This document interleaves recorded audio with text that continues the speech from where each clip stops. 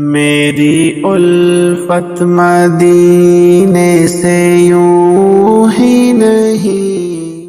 نحمدہ و نصلی علی رسولہ الکریم۔ سوال یہ ہے کہ حج بدل والا حج تمتع کر سکتا ہے یا نہیں۔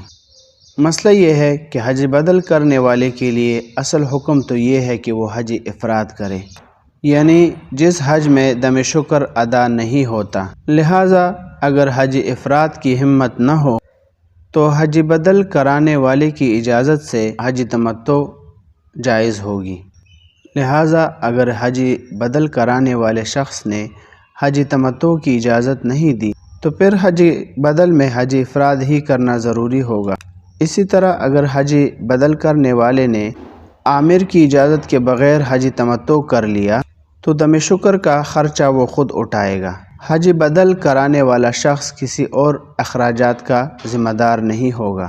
اسی طرح اگر کوئی شخص کسی مرحوم کی طرف سے ایصال ثواب کے لیے کوئی حج کر رہا ہو تو دراصل شرعاً یہ حج بدل نہیں ہے، تو اس لیے وہ کسی بھی حج کی نیت کر سکتا ہے، اور اس کا سب سے بہتر طریقہ یہ ہے کہ حج ادا کرنے کے بعد اس مرحوم کو اس کا ثواب ایصال کر دیا جائے، یعنی اس کا ثواب اس کو بخش دیا جائے۔